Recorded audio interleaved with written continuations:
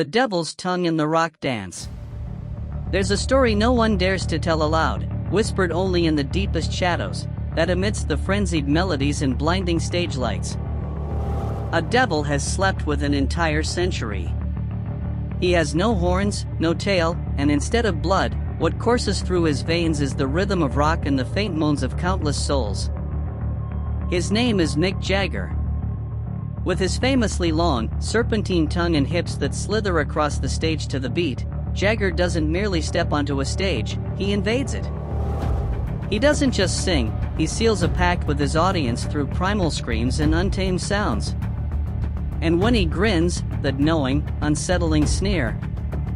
Like a razor blade caressing a wrist, the world collectively holds its breath, caught in a pleasure mingled with sheer terror. Because no one is ever truly certain if they're witnessing a rock concert, or a ritualistic summoning of something far more ancient than the stage lights themselves.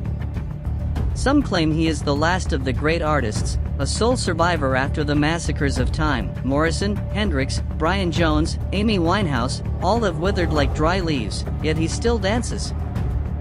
But others whisper that to endure like that, to remain so vibrant and ageless, he must have sold his soul, or worse, stolen the souls of others. This isn't mere speculation. It's a chilling undertone that permeates every aspect of his extraordinary, yet deeply disturbing, existence. Consider the women who orbited him, from the melancholic muse Marianne Faithfull to the radiant goddess Jerry Hall. Each was once as brilliant as the morning sun, only to descend, one by one, into the abyss of addiction, debilitating depression, or even to hang themselves in desolate apartments.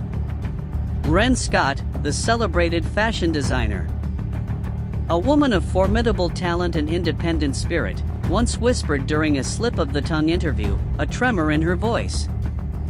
There's something about Mick, it's as if he drains women of their life force. To love him is to choose a slow death. A week later, she was found dead, a final, chilling testament to the power she spoke of. This wasn't a coincidence to those who knew the dark patterns surrounding him, it was an ominous echo of a curse. The authorities have, at times, shadowed him, their investigations often leading to dead ends. The press has ceaselessly dug into every scandal, every fleeting rumor, hoping to unearth something definitive, only to find themselves lost in a labyrinth of conflicting narratives and carefully constructed facades.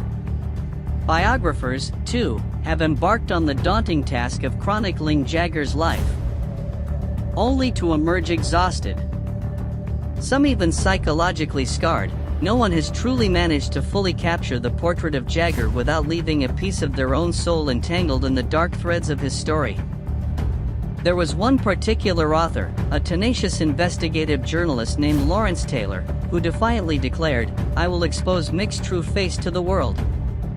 He vanished a week later.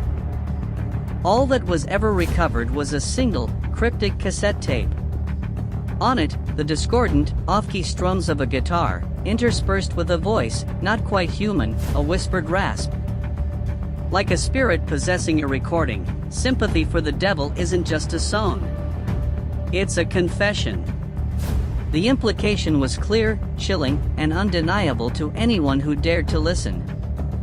And then there's Brian Jones, the visionary founding member of the Rolling Stones, whose life, like a fragile, exquisite melody, was cut tragically short when he drowned in his swimming pool in 1969. Accident? Suicide? Or something far more sinister? A calculated purge? Those closest to the band, the few who were truly privy to the inner workings of their strange, secretive world, recounted that in his final, tormented months, Brian frequently dreamt of a colossal serpent, a creature with a laugh chillingly identical to Mick's. One of Brian's last, frantic journal entries, scrawled in a shaky hand, read, "He comes in dreams. No eyes. No heart.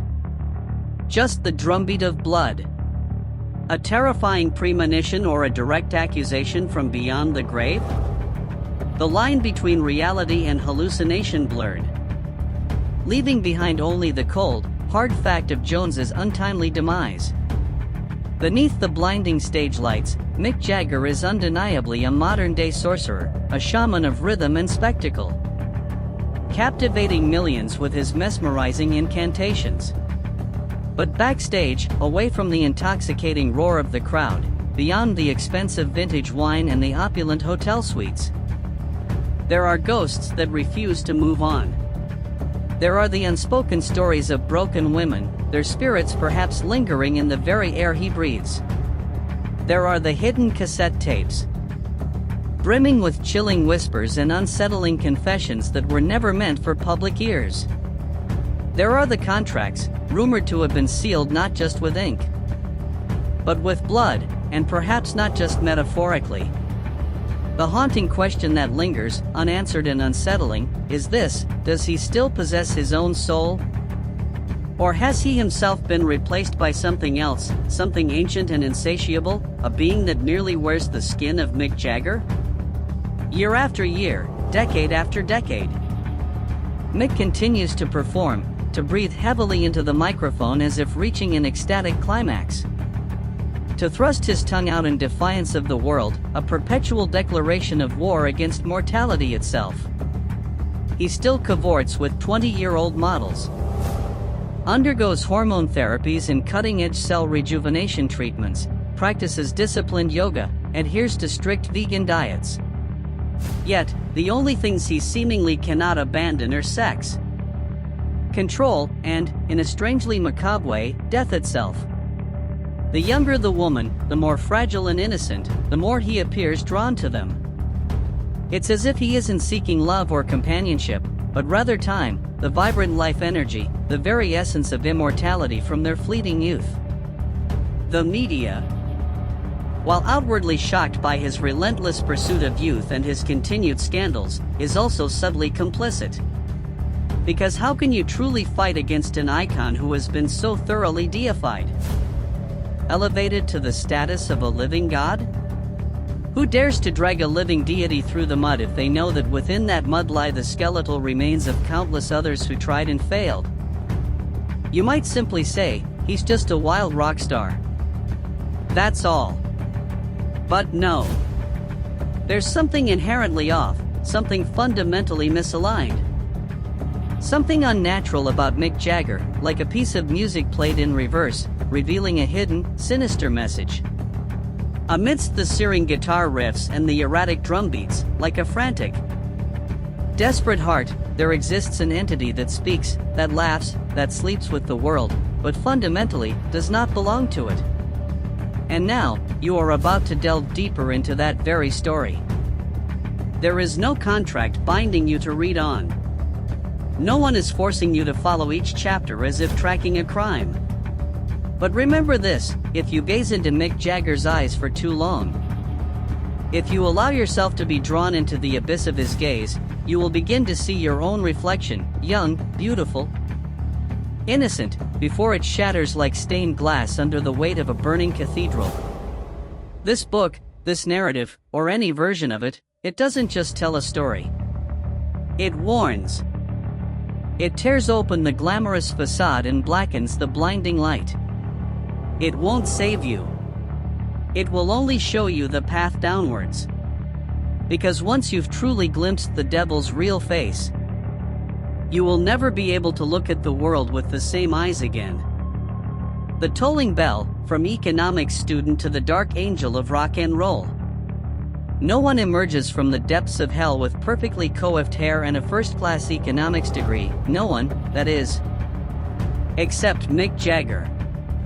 He was a walking paradox, a wild, untamed poem scrawled in the ink of chaos and raw ambition. Michael Philip Jagger, born in 1943, didn't draw his first breath in the shadowy recesses of grimy back alleys or the desolate squalor of urban slums. Instead, his formative years unfolded amidst the genteel comforts of a middle-class family in Dartford, Kent. His father, a physical education teacher, embodied discipline and routine, while his mother, a hairdresser, brought a touch of normalcy to their home. It seemed, on the surface, a placid, unremarkable childhood. Yet, simmering beneath the calm veneer of young Michael was a nascent, volatile fire, an insatiable craving to transcend the mundane boundaries of ordinary existence, to break free from the predetermined path laid out for him. The venerable London School of Economics, an institution steeped in academic rigor and intellectual pursuits, once recorded him as an exceptionally brilliant student. A mind so sharp that his professors remarked he could have become an outstanding entrepreneur if he hadn't been led astray by that noisy sound called rock and roll. Led astray? No. Mick was never lost. He wasn't some derailed train, helplessly veering off the tracks of a preordained destiny. On the contrary, he was a beast, an apex predator, charging headlong into that wild, untamed jungle of sound, driven by the unerring instinct of a hunter, not the passive resignation of a captive. He had seen, he had heard, and he had been irrevocably seduced by the siren call of another world, a world where numbers and economic charts held no sway, where the only reigning powers were primal rhythm and the explosive release of raw, unbridled emotion. That economics degree? It was nothing more than a flimsy facade. A mere piece of paper testifying to a keen intellect, yet utterly incapable of imprisoning the rebellious, anarchic spirit raging within him. It was a disguise, quickly shed. In 1962, on a fog-drenched platform at Dartford Station, fate orchestrated a meeting, not merely between two old acquaintances, but between two kindred spirits destined to conjure a storm. He re-encountered Keith Richards, a childhood friend, and the very individual who would join him in etching a bloody, frenzied, and undeniably magnificent chapter into the annals of music history. In the worn canvas bag clutched in Mick's hand were faded, well-loved vinyl records of Muddy Waters and Chuck Berry, blues and rock and roll anthems that screamed for life, demanded freedom, and insisted on the inherent right to rebel against all norms. These weren't just records, they were cryptic codes, ancient incantations, the very seeds of a musical revolution poised to detonate. From that singular moment, he ceased to be an economics student with conventional aspirations of a stable career path. He was the future frontman of the Rolling Stones, a band that would embody the raw, unadulterated soul of American blues, yet possess the rebellious, arrogant body of a proud and defiant British monster. And then, starting from those dilapidated old train stations permeated by the stale scent of cigarette smoke and dampness, moving into the shadowy, grimy pubs reeking of stale beer and sweat, Mick Jagger began his metamorphosis. His transformation was no gentle evolution, no subtle refinement. It was a violent, agonizing, yet utterly mesmerizing shedding of skin. No one remembered the diligent student who once sat in the front row, meticulously absorbing lectures on microeconomics. All they saw was a creature that slithered onto the stage, swaying his hips like a mesmerized serpent, unleashing a primal scream like a demon who just smoked 1,000 cigarettes and was now howling about life and death, about desire and sin. He didn't merely sing, he possessed. He didn't just perform, he summoned. Every sound that tore from his throat was a curse, every movement of his body a piece of dark magic, drawing the audience into a primordial world of uninhibited instinct and uncontrollable desire. He wasn't simply performing, he merged with the music, becoming the living embodiment of rebellion, of the seductive evil that the entire world craved to taste. He was the very manifestation of everything forbidden, everything repressed, everything buried beneath the suffocating layers of societal convention. Mick Jagger wasn't classically handsome, he lacked the delicate, chiseled features of Hollywood matinee idols. His chin was sharp, his eyes deep-set and piercing, his cheekbones high and angular. And then there was that mouth, that impossibly wide mouth, capable of swallowing an entire world. A mouth perpetually twisted into a cynical, knowing smirk, as if constantly mocking every rule, every moral code. Yet, women loved him to the point of madness. Men yearned to be him, or to have him. It was a kind of allure that defied biological or sociological explanation. It could only be explained by a single word: cursed. He was a living curse. An irresistible hex that no one wished to break, a potent venom that every moth yearned to hurl itself into. He was the ultimate symbol of abandon, of absolute freedom, of transcending every boundary society dared to impose. Every gaze he cast was an invitation, every gesture he made a challenge, a dare to plunge into the abyss. The First Women. A prelude to tragedy. Mick Jagger was more than just a rock star. He was a deadly magnet, drawing both the fragile and the formidable, those craving rebellion and those seeking an elusive liberation. The women who entered his orbit weren't just lovers, they were victims, witnesses, and often, shattered fragments of a storm named Jagger. Marianne Faithfull, the melancholic muse. With a voice like morning dew, fragile and angelic. She was one of the first to step into the Jagger universe, not with trepidation, but with the naive curiosity of an innocent swept into a whirlpool. When she met Mick, she was at her zenith, an icon of swinging 60s Britain, a symbol of purity and pristine beauty. She was a rose blossoming vibrantly in the colorful garden of music. But merely a few years later, that rose withered chillingly. She lay prostrate on a Chelsea sofa, deeply addicted to heroin, her teeth ravaged by drug abuse. Her voice hoarse as if someone had brutally torn at her vocal cords with bare fingernails. Mick, ever the ephemeral force, moved on. He was like a toxic wind, sweeping through and leaving only desolation in his wake. She was left to grapple with the aftershocks of a love that felt like a train wreck, a tragedy from which she could barely recover. Faithfull would later compose haunting songs about that period, whispers from the abyss of a soul irreparably damaged. She served as living proof of Mick Jagger's destructive power. Not through physical violence, but through the gradual, insidious erosion of the soul. Anita Pallenberg, an Italian-born sex symbol. A woman who notoriously shared beds not only with Mick but also with Keith Richards and Brian Jones. She was a sorceress, a warrior, a woman seemingly indomitable by anyone, save for Mick Jagger. Her relationship with the Stones was a complex web of lust, betrayal, and a mesmerizing, almost mystical, enchantment. In one interview, Anita chuckled grimly. A laugh laced with bitter irony and a harsh, cutting understanding. We didn't make love. We devoured each other. Pallenberg bore witness to more than anyone else, the wild, drug-fueled nights. The ecstatic screams of the crowds, and the unshed tears, the unspoken sobs backstage, as weary and ravaged souls sought a fleeting moment of peace amidst the maelstrom. She was privy to the band's darkest secrets, the hidden depths within the men whose beds and lives she had shared. Yet, by the end of her life, she lived as a recluse. Speaking to phantoms and vehemently refusing all recording devices, as if fearing her voice might unleash forbidden truths, curses that had clung to her throughout her existence.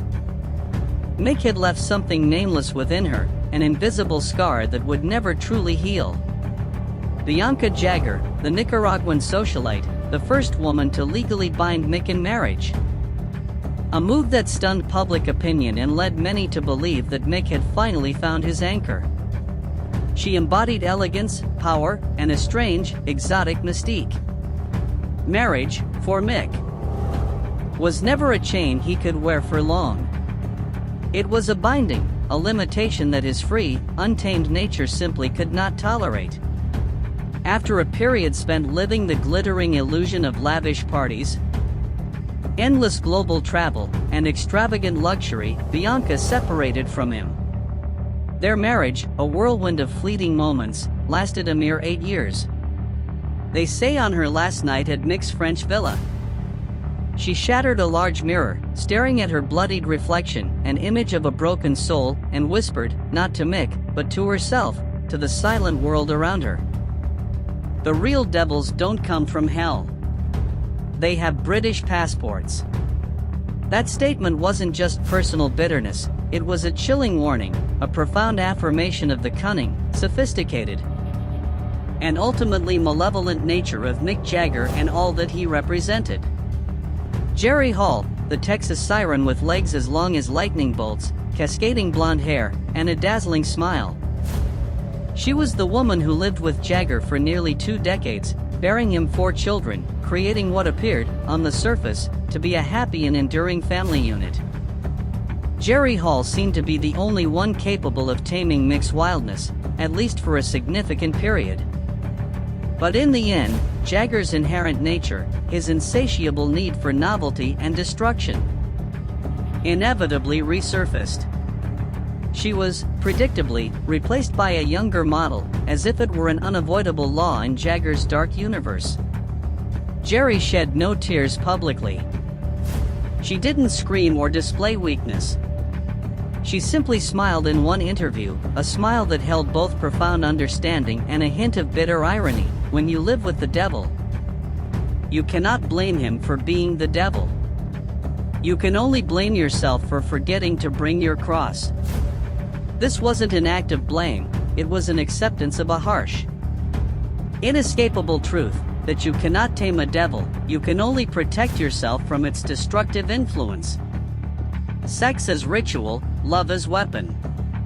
Mick Jagger was not merely a sex symbol. He was a master of manipulation, a mesmerizing seducer of souls.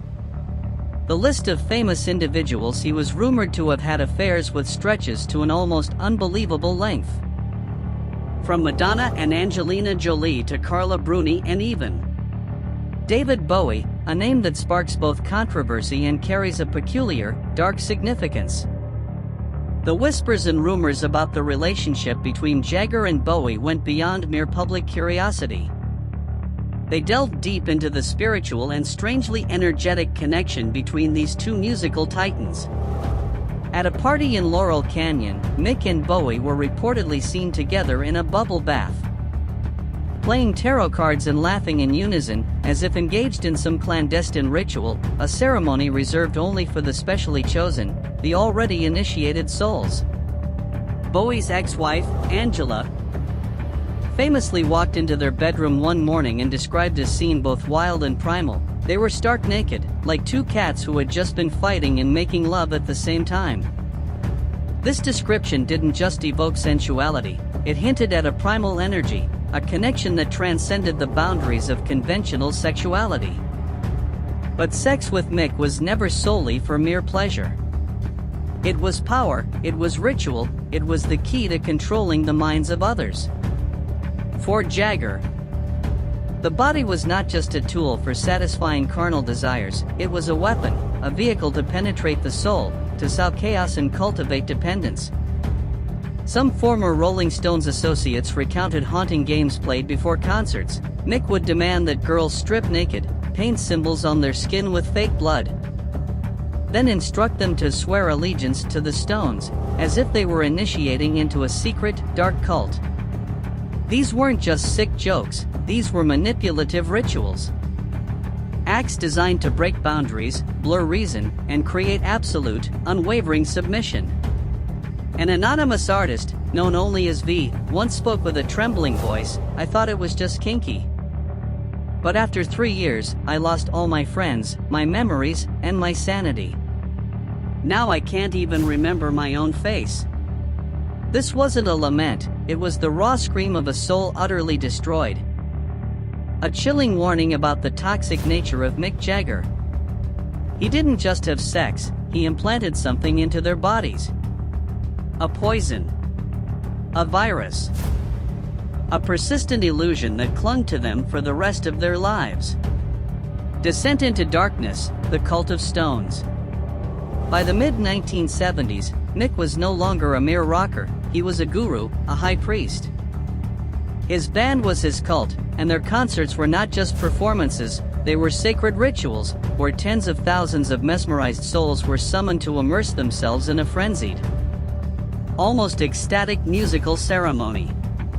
The music of the Stones wasn't just catchy melodies, it was a glorification of rebellion, a breaking of all limits. A liberation of primal instincts that resonated deep within the human psyche.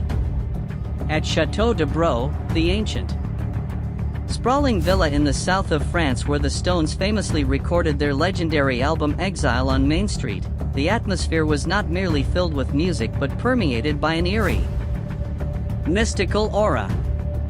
Locals in the surrounding villages still recount tales of nights when ominous red light emanated from the second-story windows, when drums echoed like spirit calls from another dimension, and when the unmistakable smell of blood mixed with incense permeated the air, a scent both haunting and inexplicable. These stories were whispered from ear to ear, gradually transforming into urban legends about the mysterious, dark rituals performed by the band within those hallowed, yet tainted, walls. A former maid, who eventually quit due to her terrifying experiences, recounted with a fearful whisper, "I saw them cut each other's hair, burn it into smoke, then dip cassette tapes into lamb's blood before recording." Of course, no concrete evidence has ever surfaced to corroborate these chilling accounts. But the sound on that album? No one who has truly listened to it has ever slept soundly afterwards. Exile on Main Street wasn't just an album, it was a manifesto of chaos, of moral decay, and of the darkest corners of the human soul. Every note, every lyric, was saturated with a primal energy, a deliberate madness that pulled listeners into a seemingly bottomless abyss. Conclusion: when the devil begins to whisper. Mick Jagger was never arrested for rape, never convicted for drug offenses, never officially ruined anyone in a way the law could explicitly intervene. But those who were closest to him, women, men, musicians, poets, all those who dared to step into his enigmatic world, were never truly themselves afterward. They stumbled out of his life like survivors of a horrific bus crash, shattered, trembling, and with seemingly nothing left to lose. They were derailed trains, souls irrevocably damaged, carrying invisible yet eternal scars from their contact with a dark, pervasive power. We will delve even deeper into the shocking arrests that made headlines, the dark addictions that nearly destroyed the band members, the mysterious rituals conducted backstage, and the souls seemingly trapped within the very fabric of the Rolling Stones' music. But first, you need to understand this fundamental truth. Mick Jagger is not merely a singer. He is a force. He is the first cut on the body of modern culture, a laceration that opened a new era of rebellion, debauchery, and the uninhibited liberation of primal instincts. And his music is merely his laughter, an echoing, maddening, and utterly mesmerizing laugh, as the blood begins to drip from that very cut.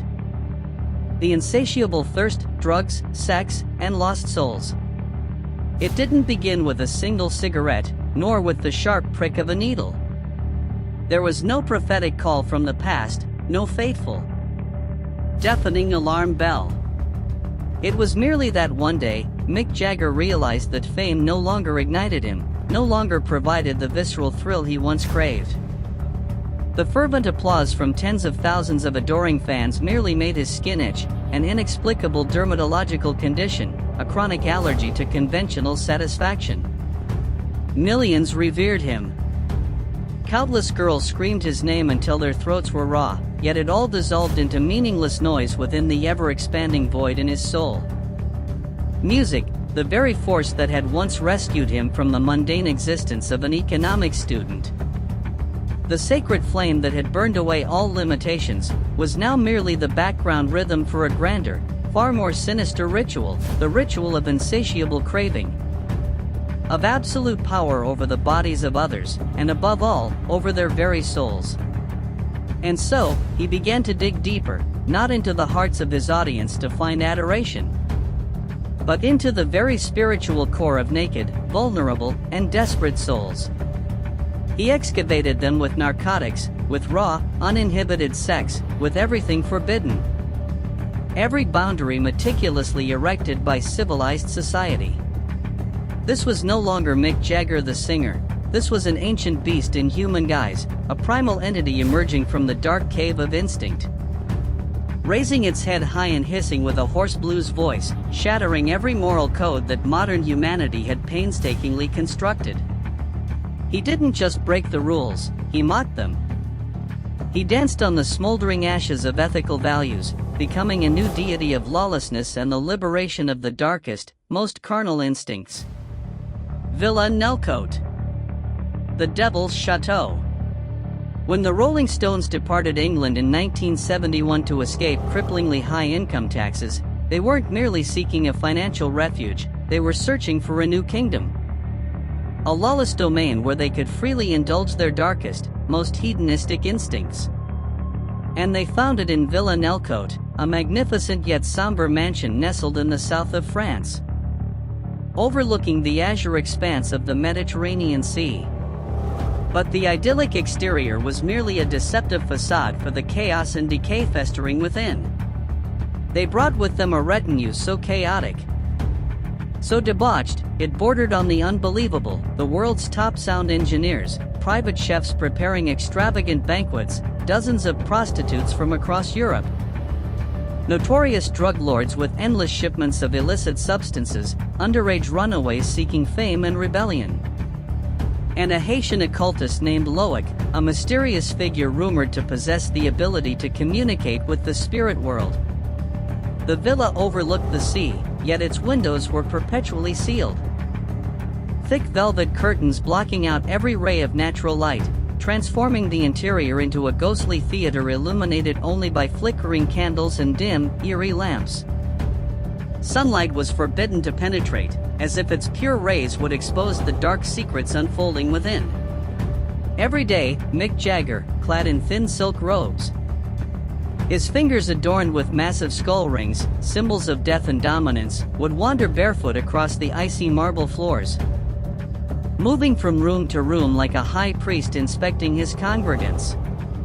He was no gracious host, he was the officiant of an unending, illicit ritual.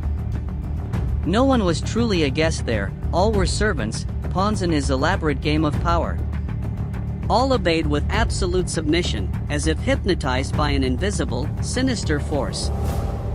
Any who dared to resist, any who dared utter a single no, were simply eliminated from the ceremony, meaning they were unceremoniously thrown out the gates in the dead of night, naked, without identification, lost in the unforgiving darkness of a foreign land. It was the cruelest form of punishment, to strip away everything, to reduce a human being to an invisible shadow. At Nelcote, Mick no longer loved anyone in the conventional sense, he selected. And when he selected, no one had the right to refuse, there was no choice, no personal freedom to be exercised. It was said he kept a small, black notebook, its leather cover worn with age, meticulously detailing the name of each girl, her age, the pliability of her body, her initial level of resistance, and her psychological reaction after being chosen. Cryptic symbols were scrawled next to their names, like clinical diagnostic charts. D. Destroyed property after waking.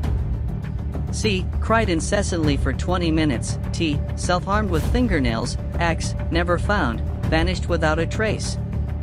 That notebook, if it indeed existed, was a map of hell. Meticulously transcribed with the cold, detached hand of an artist playing with devils, a chilling document of human wreckage recorded with scientific precision and utter emotional detachment. It was not a diary, it was a butcher's ledger. Drugs, the serum of discovery. Drugs at Nelcote were not for mere recreation or simple physical pleasure. They were an indispensable part of the ritual. A potent serum used to unlock the locked doors within the mind and soul. Heroin was reportedly dripped into eyes to open the third eye, to see things that ordinary people could not, to pierce through the veil of reality and touch other, darker dimensions. LSD was mixed with rooster blood, an act steeped in ancient magic and sacrificial connotations, and semen to elevate the soul to a higher plane, a powerful, hallucinogenic cocktail that plunged users into ecstatic, uncontrollable states. Cocaine was sprinkled onto women's bodies like holy salt, an act both reverential and humiliating.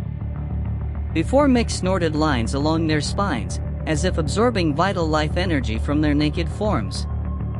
Adolescent girls, innocent and desperate for recognition, were lured to the villa under the pretense of fashion internships or photo modeling opportunities. But the moment they crossed the cold marble threshold, they were stripped of their clothes and their very selves, their innocence and dignity systematically peeled away.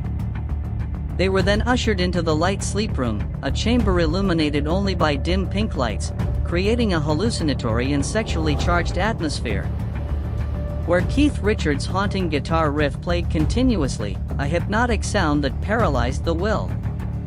There, Mick entered like the priest of a macabre ceremony, and acted like a toxic breeze. Gentle, silent, yet from which no one escaped.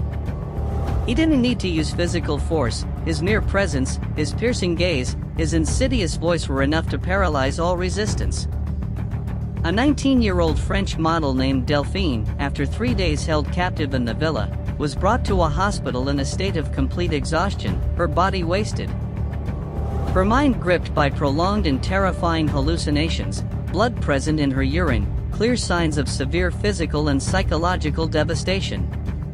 When she regained consciousness, she repeated a single phrase for days, like a haunting curse, "I heard him inside me." A profoundly disturbing statement, hinting not only at physical violation but at a complete spiritual invasion. No one filed a lawsuit, no investigation ever truly took root. The Rolling Stones had their own lawyers, their own doctors always on call. And more importantly, they held the press in the palm of their hand. Such stories never passed the stringent censorship of mainstream media, who were paid handsomely to remain silent. Only a few scandalous tabloids dared to hint at obscure headlines: "Blonde girl vanishes after debauched party at Mick's villa." But the audience didn't care, they just wanted the next show. Eager to plunge themselves into the frenzied music and forget everything else. Unbounded exploration, the dissolution of morality. Jagger once declared in an interview, with his characteristic sneer, "I'm not addicted, I explore." And that, perhaps, is the most terrifying truth, far more chilling than any mere addiction. For an addict, there remains the glimmer of hope for rehabilitation, a possibility of finding a way out. But for an unbounded explorer, one with no moral compass, no ethical boundaries, nothing is forbidden. He didn't seek satisfaction, he sought extremism, transgression, destruction. One night, at a feverish concert in Los Angeles, he invited a 17-year-old dancer named Sophia onto the stage. A talented young girl desperate for her moment in the spotlight. She performed naked amidst the deafening, screeching guitar feedback of Keith Richards, creating a shocking and haunting spectacle.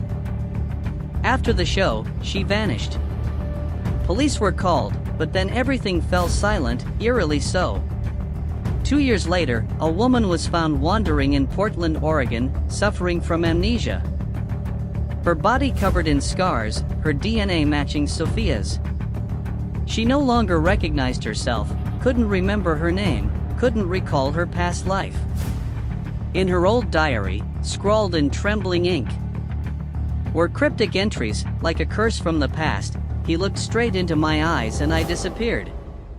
The press labeled it a psychiatric accident, a convenient way to cover up a horrific truth. The Rolling Stones remained silent. Jagger merely smirked when asked about the incident, his eyes cold and unfeeling. Those girls are always dreamers, always wanting to find something too big for them. Backstage, the Stones' concerts weren't just parties, they were meticulously planned military campaigns, rife with manipulation and abuse. Mick demanded a menu of at least 4 new girls each week, no older than 23, with no boyfriends, and crucially, no relatives in the US to avoid legal complications. The band's manager selected these girls as if choosing slaves, based on chillingly inhumane criteria. Reports even suggested some were brought from Eastern Europe.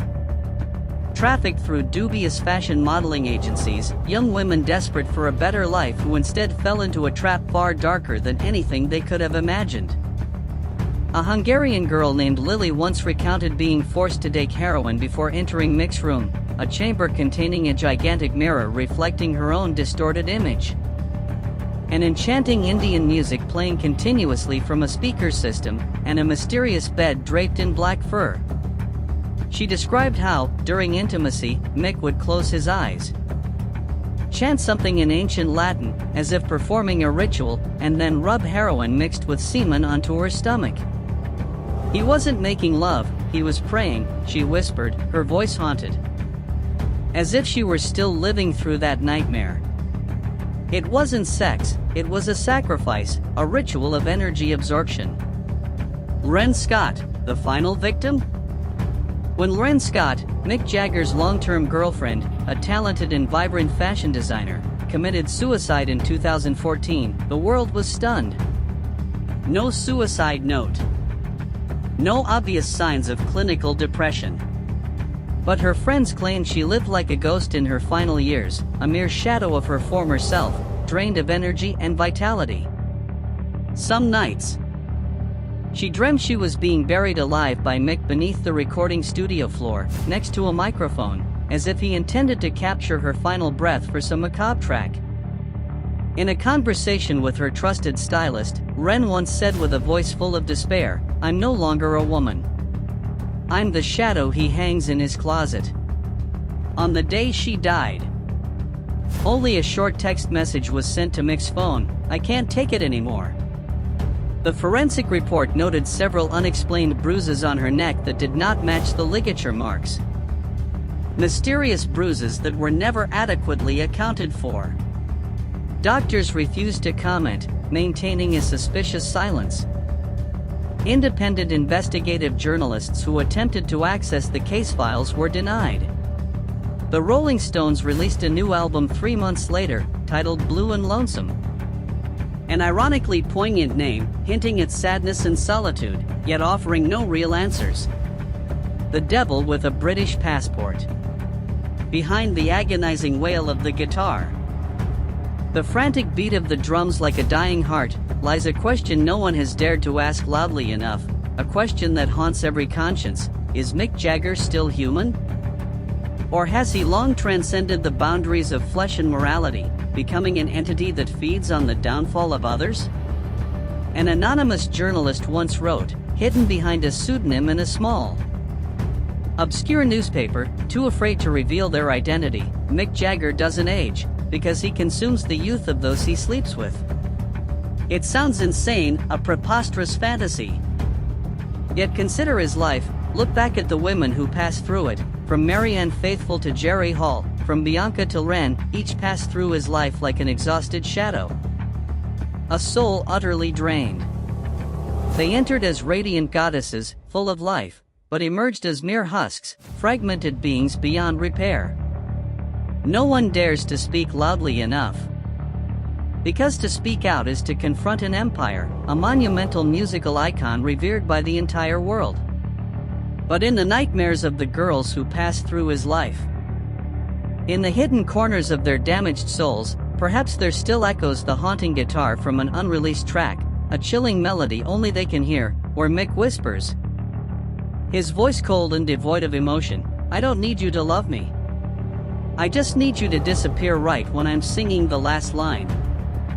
High priest of the long night, Mick Jagger and the rituals of darkness. In Hollywood, there are certain mansions where the lights are never fully on, where velvet curtains remain perpetually drawn, day and night, and every mirror is shrouded in black cloth to conceal distorted reflections of unsettling truths. Within such places, truth itself ceases to exist, only layers upon layers of trauma and delusion pile upon each other, forming an impenetrable veil that conceals unspeakable horrors. Mick Jagger, however, did not merely reside in such a mansion, he was the mansion itself.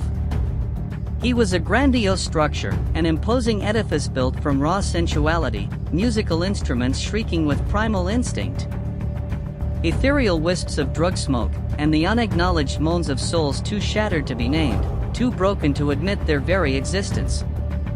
The narrative was no longer about a mere singer, a simple entertainer, but about a living icon, a high priest of the long night who had transformed depravity into a philosophy, a new religion, forcing the global elite to bow in hushed reverence, and compelling mesmerized youth to scream for the privilege of collapsing at his feet, offering their very souls to his dark allure. He wasn't just a performer, he was the conductor. The very spirit of a colossal, invisible cult. The White Sleep Ceremony, a vortex of soul-stripping.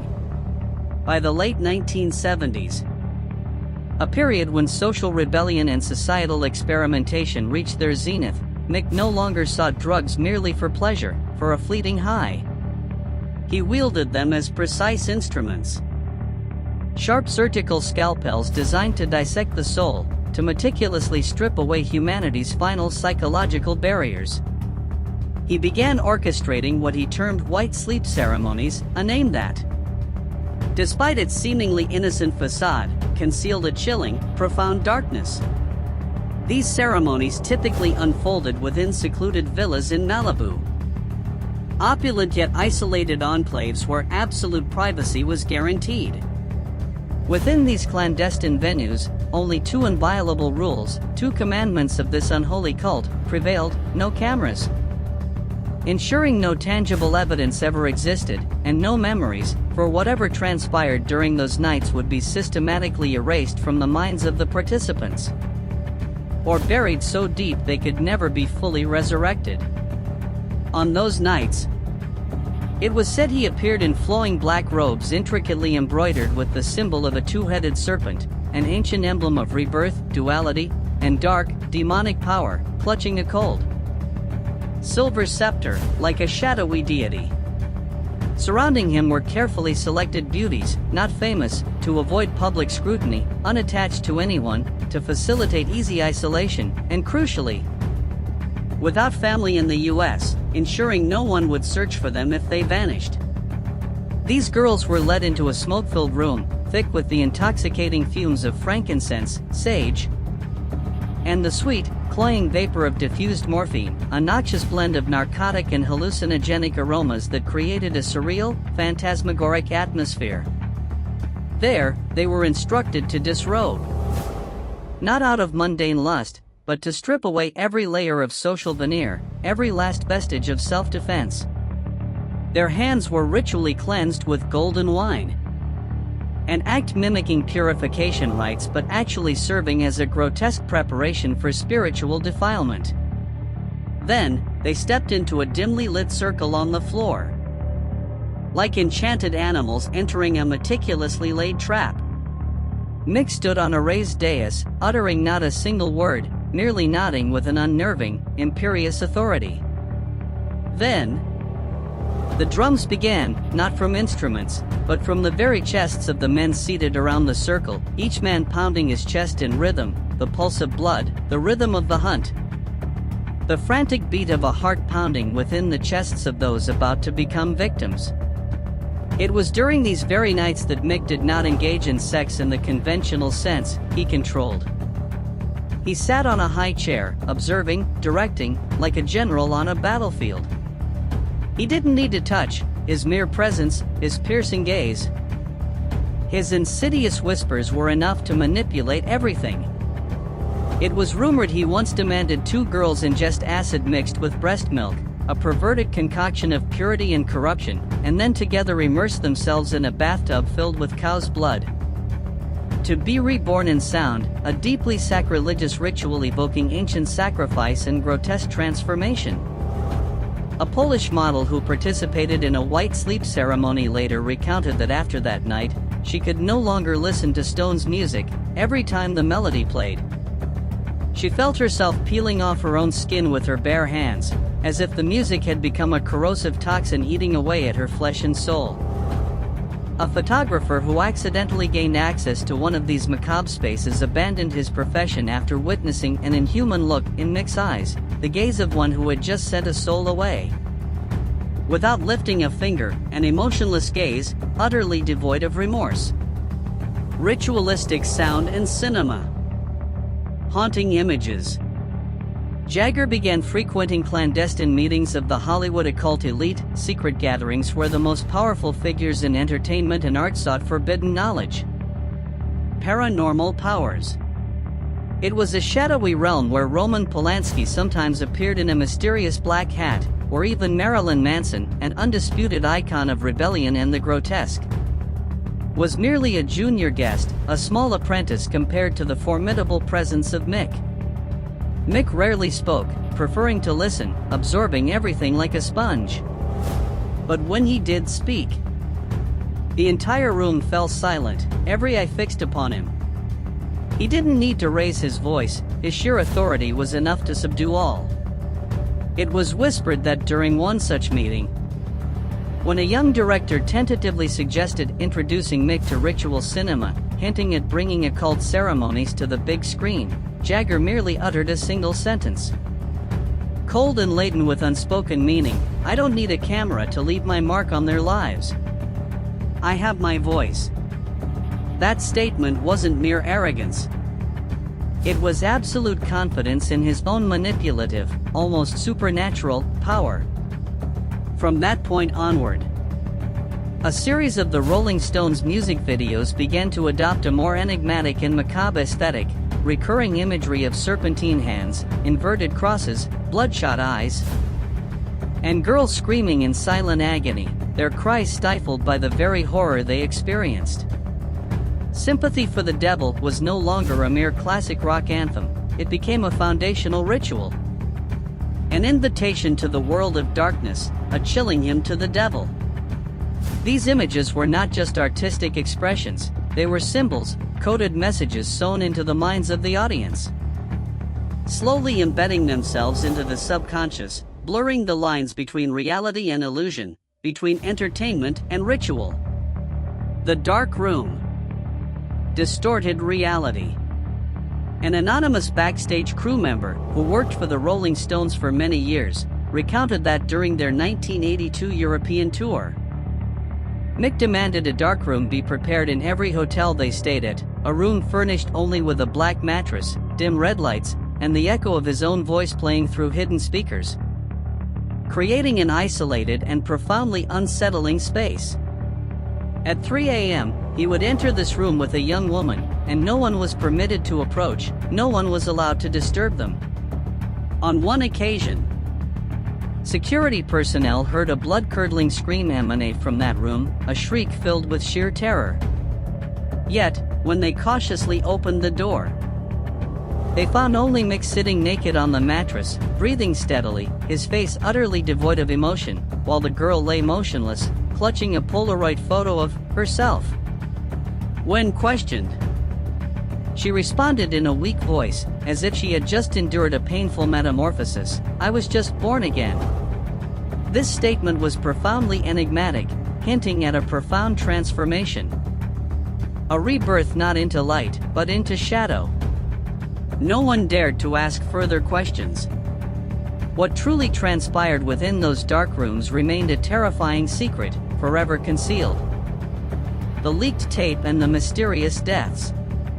When you are Mick Jagger, you need no verification, no external validation. The world bows because you are Mick fucking Jagger, a living legend, an unshakable icon. And in that bowing, you are granted permission to mold morality like clay, shaping it into any form that serves your eternal, unquenchable thirst, a thirst that can never truly be satisfied. In 1993, a VHS tape mysteriously leaked in Berlin, causing a stir within the underground scene. This tape was purported to document a grotesque, nude ritual involving over a dozen people, with Mick Jagger allegedly wearing a goat mask, a demonic symbol, orchestrating the ceremony with Stone songs played in reverse, creating eerie, haunting sounds. The FBI was reportedly made aware of the tape and launched a clandestine investigation, but the case quickly plunged into a suspicious silence. A year later, the cameraman who had filmed the tape was found dead in his car, his face severely disfigured from an alleged electrical accident, a highly questionable explanation. His girlfriend also vanished without a trace. Since then, no one has dared to mention that tape, as if it carried a deadly curse.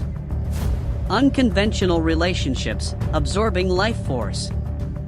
At this point, Mick began associating with a distinct group of women, no longer just supermodels, those concerned solely with physical beauty, but rather individuals with deep knowledge of occult practices, astrology, or those who had survived ritualistic abuse. He seemed to seek out damaged souls, individuals with access to other dimensions, those already acquainted with the darkness. One such woman was Elena, from Serbia, a mysterious figure who had reportedly lived with a cult specializing in veganism and sexual breathing, a bizarre form of spiritual practice. She claimed that Mick was the only person who had ever stolen her soul while she was still conscious, a terrifying description of his ability to manipulate the very essence of a person. Their relationship ended after she discovered her name carved backward into a pendant that Mick secretly kept in his suitcase, a clear sign of dark magic, of spiritual control. The muffled voices. Truth concealed. None of these disturbing occurrences ever made it into mainstream media. The powerful press seemed to be silenced by an unseen force. Rolling Stone magazine, an emblem of rock and roll culture and once a voice of rebellion, had an 8,000-word article poised to expose some of Jagger's horrific white sleep nights. The article was pulled offline just 2 hours after its publication. The courageous reporter who wrote the piece, a man who dared to confront the truth, was fired from the publication, and his career was utterly destroyed. Years later, he revealed in a small, obscure podcast that before the article was pulled, he received a phone call from a man with a clear British accent, his tone cold and utterly menacing. "Are you writing the devil's biography?" Then the phone clicked dead. A chillingly clear warning about Jagger's boundless power and the shadowy figures who stood behind him. And through it all, the most terrifying aspect is that Mick did not fully conceal, did not entirely mask, his true nature. He seemed to want the world to know, to want them to tremble before his power. In a 2018 interview, when asked if he believed in the devil, Mick gave a slight, knowing smile, his eyes unblinking, a gaze that chilled to the bone. "I don't believe in the devil. I know him." The interviewer thought he was joking, a witty remark from a seasoned star. But no one laughed. Because within that simple statement, a horrifying truth lay hidden, a truth no one dared to confront. He didn't believe, he knew. And he knew, because he was a part of it. Or perhaps, even more unsettlingly, he was its very embodiment. The immortal within, deaths around Mick Jagger. At a certain altitude, the air grows so thin that normal breathing becomes impossible, only silent endurance remains. An acceptance of ultimate deprivation. Mick Jagger has dwelled at that altitude for far too long, a place where the line between life and death, between reality and illusion, has blurred to a terrifying degree, almost ceasing to exist. From his opulent penthouse overlooking the world like a trivial jest, to his Chelsea mansion filled with bloodied flowers and the stale lipstick marks of utterly depleted souls, he no longer seems to require oxygen. No longer needs the basic necessities of human existence. He subsists on the frenzied roars of the crowd, on the adoring, upturned gazes of those who still believe in their idols, and on the withered flesh of nameless souls, the invisible victims he has ruthlessly devoured.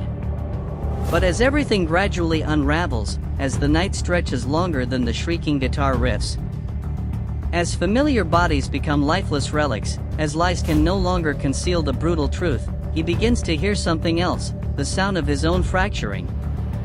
Or perhaps the sound of the world around him slowly crumbling into dust. A death knell, not for him, but for all who have crossed his path. Brian Jones. The doomsday bell of annihilation. The death of Brian Jones was not merely a first chime, it was a doomsday bell, a chilling premonition of the true, sinister nature of the Rolling Stones universe. In 1969, the founder of the Rolling Stones, a talented but fragile and deeply conflicted musician, was found dead in his swimming pool at Cochford Farm. Just weeks after being unceremoniously ousted from the band by Mick and Keith, as if he were a discarded rag, no longer of use. Brian was a lost soul. Relentlessly battling drug addiction and the crushing pressures of fame, but his death remained perpetually shrouded in an impenetrable mist of mystery. Some claimed it was a tragic accident, the inevitable consequence of a debauched life steeped in countless stimulants and reckless choices. Others whispered of a deliberate murder, a cold-blooded purge, a ruthless conspiracy to protect the Stones' burgeoning empire, then poised for global domination. But one drunken night in Morocco, Anita Pallenberg, Brian's former lover and later Keith's, a woman who had witnessed everything, the very degradation of the souls around her, once whispered to a fellow actor, her voice trembling with an unnerving resonance, as if uttering a cursed secret. Brian knew too much. Mick didn't need a witness. Just background music. That statement wasn't mere suspicion, it was a direct accusation. A chilling revelation of a dark secret that ultimately became buried by immense power and terrifying silence. Anita later died in solitude, amidst a pile of syringes and old cassette tapes, where an unreleased recording played a haunting, repeating lyric like a self-fulfilling curse, "You drowned him, now drown me." It was as if Brian's final, unspoken plea had been channeled through Anita, a smoldering accusation, a whispered indictment from a restless grave. No one ever truly investigated. Who would dare to investigate a man like Mick Jagger, a monumental icon, someone who could turn truth into ash with a mere dismissive sneer? Someone who could make the entire world believe whatever he desired? Gram Parsons, the purified death by shadow. After Brian came Gram Parsons, a talented musician, a kindred spirit who had drifted through the same drug-fueled and LSD-laced flights of fancy in the Joshua Tree Desert with Mick Jagger.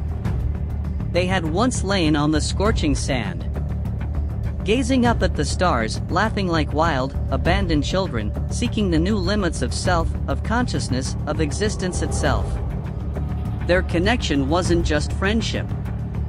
It was the eerie synchronicity of two rebellious souls, seeking destruction within untamed beauty, seeking the abyss in the euphoria of music. But when Gram died of an overdose in 1973, his body was illegally cremated in the desert by a friend to purify his soul, a bizarre act, one that aligned with no known human ritual. Rumors spread like wildfire that it was Mick Jagger himself who had coldly, decisively ordered, "Don't bury him. Let the desert consume him, let him turn to dust." Everyone assumed it was Mick's poetic flair, a grand, tragic tribute to a free spirit, an act of high artistry. But when Gram Parsons' mother heard those words, she screamed in pain and indignation.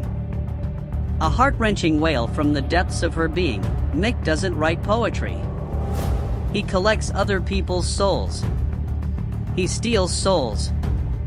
This accusation was more haunting than any suspicion, a direct, weighty indictment. Mick never spoke about the incident afterward, never offered a clarification, never showed remorse. There was only a brief, chilling note in his personal songbook, scrawled in a trembling hand, like a cold whisper, a lingering trace of a consumed soul. "Gram, a whisper now. A soul that was once brilliant, full of aspiration, now reduced to a whisper." A faint imprint in his endlessly long life, further proof of his uncanny ability to absorb life force. Bianca Jagger, escaping the lion's den by miracle. Bianca Jagger, Mick's only legal wife, once recounted that living with him was like living inside a lion's chest, beautiful, powerful, and if you make one wrong move, you'll die instantly. It was a profoundly dangerous relationship, where deadly charm concealed a brutal predatory instinct, an insatiable hunger for possession. Throughout their short but tragic marriage, she suffered 3 miscarriages. 2 hospitalizations for severe depression, and a temporary bout of amnesia after witnessing Mick talking to his shadow in the mirror, a ghastly image suggestive of terrifying personality dissociation or the invasion by another entity, something inhuman. She left him after a debauched party in Rio de Janeiro, where she was found sobbing uncontrollably at the foot of the Christ the Redeemer statue, clutching a trembling Bible, and speaking in desperation, "I can't escape without a miracle. I need a miracle to save me." It was the desperate cry of a soul that had touched the abyss of destruction, a final plea before being completely swallowed. The divorce was quiet, without noisy disputes or lawsuits. Mick simply let her go, as if she had never truly been a person, as if she were just an old toy, a used object to be discarded without a second thought. He had no need to hold on to what had already withered. Jerry Hall, an unfinished story in the loss of a soul. One rainy afternoon in Paris, Jerry Hall, the woman who remained with Mick the longest, seemingly his final harbor, the one who might tame the demon, was found unconscious in a bathroom, her pulse faint, her mouth stuffed with crumpled tinfoil. Likely the remnants of a botched suicide attempt, a desperate effort to escape the infernal spiral. Scrawled on the wall in red lipstick, like a final accusation. A silent scream sent out to the world, "You killed me while I was alive." She did not die physically, but after that incident, she refused all interviews concerning Mick. When asked about him at a fashion event, she merely spoke, her gaze distant, her voice imbued with a haunting melancholy and grim understanding, "I am no longer myself. I am a story he began writing, then threw into the fire. I am a discarded manuscript, a soul torn to shreds." People failed to comprehend her cryptic words. But anyone who had ever loved Mick, anyone who had stepped into his world, they understood the profound devastation he wrought. Jerry Hall did not die, but a part of her soul dissolved into the smoke and breath of an unerasable past. The darkness of the 2000s, vanishing souls and eternal mysteries. A strange phenomenon began to occur in the 2000s, a chilling coincidence, almost a new curse. Individuals who had been close to Mick, fleeting lovers, music video models, long-term technicians, trusted backstage assistants, began to disappear or die in bizarre, inexplicable circumstances, without clear answers. A Brazilian girl named Nina, who had appeared in the Streets of Love video with radiant beauty and vibrant energy, vanished after traveling to London on an invitation to have tea with the big man, a nickname for Jagger, a trap laid with sinister precision. 6 months later, her body was found in an abandoned warehouse in Hackney, with a symbol resembling the Goat's Head Soup album cover carved into her chest, an emblem of sacrifice and dark magic, an undeniable mark. Police concluded suicide, a hasty and flawed judgment. But her father, in his agonizing grief, cried out, "She never listened to Stone's music. Why would she die with a stone symbol on her chest?" This was a ritual. No one answered that question, and the case file was quickly closed. A lighting technician named Daryl, who had worked with the Stones since 1988, dubbed the Devil's Lightkeeper for his almost supernatural ability to manipulate stage lighting, creating mesmerizing illusions, was found hanged in the studio with a suicide note containing just 3 words, like a final, chilling curse, "Light is wrong." The manager who found his body said, his voice trembling, "The lights in that room kept changing color, dancing eerily. No one touched the switches, as if an invisible force was controlling them." Some suggested it was merely electrical interference, a simple technical malfunction. But an indie singer who had recorded nearby asserted, with a look of horror, "I heard singing echoing from the walls." It was Jagger's voice, but the song was unreleased, it was haunting, a whispered curse. Mick said nothing. No investigation, no denial, no statement. No explanation whatsoever. He learned what devils often do: silence is the ultimate power, the most impregnable armor. His silence was more terrifying than any words, a chilling, unspoken affirmation. In subsequent concerts, he appeared as if he had no blood on his hands, still writhing, howling, kicking like it was 1972, full of primal energy and wildness. But if you looked closely into his eyes, you'd notice a strange, cold truth: his eyes no longer reflected the stage. They were as empty as a dry well, where all sounds are sucked away before they can echo, where there is no life. Only infinite emptiness, a black hole that devours everything. Ren Scott, the final victim of immortality and the lingering curse. And then came Ren Scott, the last woman on his long list. The one the world believed would be a peaceful haven for both of them. Model, designer, confidant, and, according to a close friend, the last one crazy enough to think she could heal Mick. Could bring him back to the light. She lived reclusively, without fanfare or scandal, attempting to build a normal life beside a demon that perpetually haunted her. But inside, she was as empty as a velvet box stripped of its ring, a soul utterly drained, bleached of all vitality. Friends recounted that Ren often awoke in the middle of the night, her neck drenched in sweat, her hands grasping at air like a drowning person, a recurring nightmare that relentlessly pursued her. "I dreamt I was stuffed into a suitcase," she recounted. Her voice thick with dread, and Mick was sitting on it, holding a mic, smiling, but his eyes weren't, his eyes were empty as hell. Then she committed suicide, quietly, without warning. In the apartment she once called their warm den. No suicide note, no explanation. Only a phone left open with an unsent recording, Mick's laughter. Cold. Long. Then it cut off. A laugh of triumph. Of ultimate destruction, a sound echoing from the abyss. After that death, people expected Mick to collapse, expected him to pay the price for what he had done, for all the souls he had devoured. But no. He continued to tour, to dance, to smile, remaining the undying icon of rock and roll, an unshakable deity. Only one night, as the Stones played the mournful ballad Wild Horses at the Tokyo Dome, the camera caught a single tear tracing a path down his cheek. Reporters called it a tear, a rare moment of vulnerability. A flicker of humanity.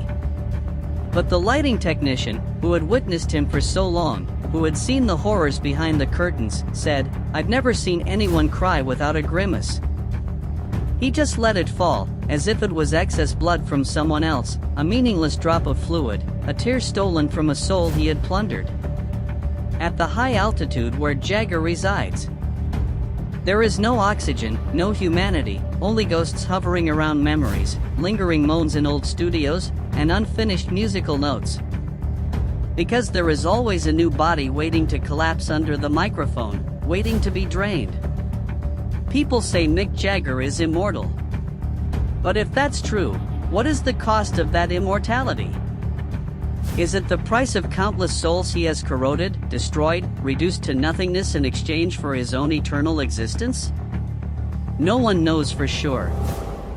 Only the former victims, the ruined souls, and the carefully hidden songs, the unreleased recordings, the whispered curses from nameless graves, truly know. And if one day you happen to hear a Stones melody echoing in a desolate place, don't sing along. Cover your ears. Because who knows, Mick might be singing to call another soul. To drag another victim into his endless spiral, into the abyss of his cruel immortality. The survivor within his own legend. When a man has experienced everything, mad love, the tragic deaths of those closest to him, dark rituals, the depths of drug addiction, the dizzying heights of fame, and even the abyss of utter solitude, what could possibly still frighten him? Not the law, for he has always stood beyond its reach. Not illness, for his body seems impervious to decay. Not the aging that everyone perceives whenever he takes the stage, his face contorted like a sacred stone gargoyle about to crack. A living statue weathered by millennia. The only thing that truly frightens Mick Jagger making him genuinely tremble, is silence.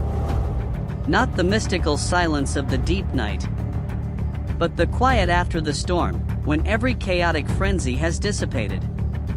A place where no one calls his name with admiration or hatred.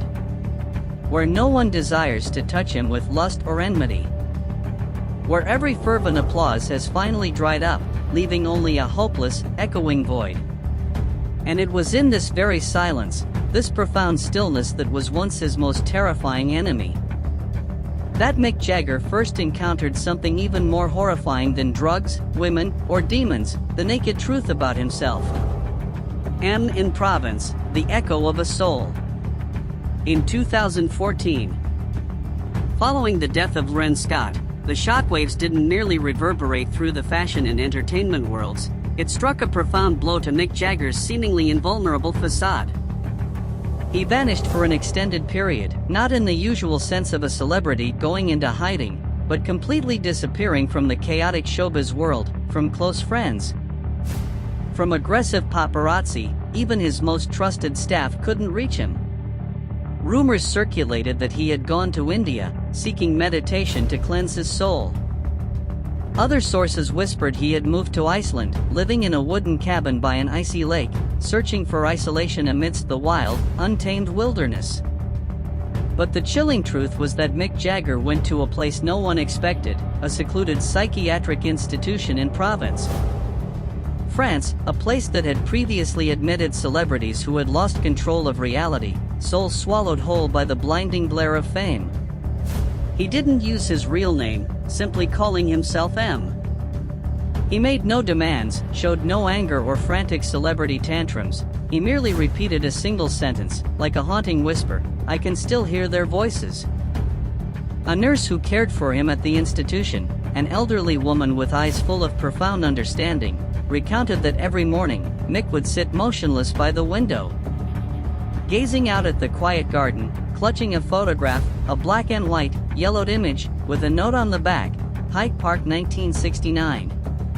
It was the memorial concert for Brian Jones, his friend, his co-founder, whom he had ruthlessly cast aside and who had ultimately met a tragic, inexplicable end.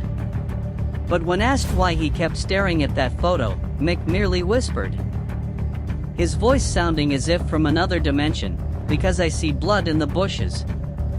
Everyone was looking at the stage, no one looked down. That wasn't just an image, it was a haunting memory. A horrific truth he had buried for far too long, festering beneath the surface of his carefully constructed persona.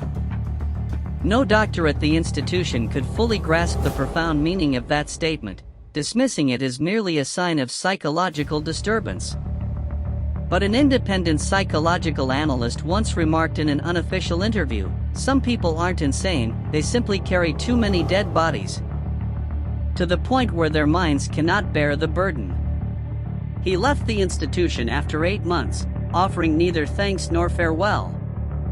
He departed as silently as he had arrived, leaving only an empty space in the quietude of the asylum. A week later, paparazzi captured his image in a small bar in Berlin, wearing a long coat, a pulled-down hat, smoking alone in the shadows. People assumed he was back, the familiar Mick Jagger they knew. But this was no longer the energetic Mick Jagger of Jumpin' Jack Flash, nor the wild and sensual one of Brown Sugar. This was a quieted version, his eyes deeply sunken, carrying an eternal weariness, his lips pressed together as if holding an unspeakably vast secret, a confession that could not be voiced. A silent apology, the truth begins to unravel. Then he reappeared on stage, a new tour, a new album, scattered interviews. Still the Rolling Stones, still the legend. But this time, something was different, a subtle shift that only the most discerning observers noticed. Mick no longer danced with his former frenzied abandon, no longer howled like a demon possessing a body. He slowed down, observing the audience as if searching for a familiar face in a sea of strangers. One night in Buenos Aires, mid-song, he unexpectedly paused, bowed his head. then spoke into the microphone, his voice filled with raw emotion and a profound hint of remorse. "If any of you met me when I was young, I'm sorry." The entire stadium fell silent. Not a single sound. An apology from the man who once famously declared, "I am my own Bible, an untouchable entity." It was a shocking moment, an admission no one had ever anticipated. Some eager reporters quickly dismissed it as a sign of decline due to age, the fatigue of a weary legend. But the truth was precisely the opposite. It was the first time Mick Jagger had been truly honest. Honest with himself, with the ghosts of the past that had relentlessly haunted him. He began writing a diary, not for publication. Not to create another sensational tell-all book, but to record his own confessions, to finally confront what he had done, the lives he had fractured. A hotel maid who accidentally glimpsed a few pages, unable to grasp the profound meaning, nevertheless sensed the torment. He wrote as if he was tearing out his own heart, dipping it in blood, and then continuing to write. In it, Mick detailed the people he had abandoned, the secrets no living soul remained to verify, and his greatest fear, that one day no one would remember the truth. Only the legends woven by others, and he would be forever trapped within that glittering, false facade. Reconciliation with ghosts. The final period. He also began meeting with old acquaintances, not to rekindle relationships, not to seek forgiveness, but to bring definitive closure. To free himself from the invisible bonds of the past. He visited Keith Richards, his lifelong companion, his brother-in-arms, and the one with whom he had committed countless transgressions. The two sat for 3 hours without uttering a single word. They simply played an old tape, drank, and looked at each other as if rereading a tattered ancient scripture containing all the secrets of their lives. He visited Brian Jones' grave, for the first time in over 4 decades. The cemetery caretaker said Mick brought no flowers, only a worn old comb, which he placed on the tombstone. No one understood that gesture. But perhaps it was the apology only Brian needed, a poignant symbol of a severed connection. At the age of 78, Mick Jagger, though still Mick, had become something untouchable, unknowable. He didn't age like ordinary people, he simply wore down. Like an ancient statue slowly eroded by time and the fierce winds of history. His cheekbones were deeply hollowed, his voice occasionally fractured. But his eyes still held the gaze of someone who had seen hell and returned, bringing with him its detailed blueprints, a gaze that saw through all truths. Someone once asked him, "Do you see yourself as a survivor?" He replied, his voice calm, profoundly contemplative, "No. I am the one left behind. Everyone else has gone. I am still here. Because I am the ending they haven't written yet, a final chapter that cannot yet close." The laugh of the immortal. The story of Mick Jagger, after all, is not merely about a rock icon, a glamorous star. It is about a man who dared to venture to the very edge of every boundary, of fame, of desire, of destruction, then quietly looked around. Finding himself alone in a vast ocean of notoriety, within the emptiness he himself had created. He was once the embodiment of rampant sexuality, of unforgivable sin, of uncontainable wildness. But now, he is merely a witness to a bygone era, to the souls who have departed. And in every great legend, there must always be a survivor to tell the tale. He is that survivor, carrying within him all the scars and ghosts of a tempestuous life. When the Rolling Stones performed at Glastonbury for what was said to be the last time, hundreds of thousands of people stood in the pouring rain, raising their phone lights, singing every word of "Gimme Shelter," a haunting anthem about finding refuge in the storm. Mick stood center stage, not singing, just looking down at the sea of faces, then turned to the giant screen behind him, where images of the departed band members appeared one by one: Brian Jones, Charlie Watts, and Loren Scott. He nodded gently, As if finally, the voices of hundreds of thousands were loud enough for them, the ghosts of the past, to hear. And then he spoke, not a song, but a whisper, a confession that resonated across the giant screen, seeping into every soul present at Glastonbury. I am still here. Not because I want to be, but because I don't know what else to do. And that was the moment Glastonbury fell silent, not from shock, but because for the first time, they saw a god admit to being human. A devil who had confronted his own profound emptiness. This is the story of Mick Jagger, a survivor within his own legend. He is not immortal in the sense of being unable to die, but immortal because he has become an icon, an indelible cut in the fabric of modern cultural history. His existence is more than just music, it is a stark reminder that sometimes the greatest figures are also the most cursed, forever trapped in their own shadow.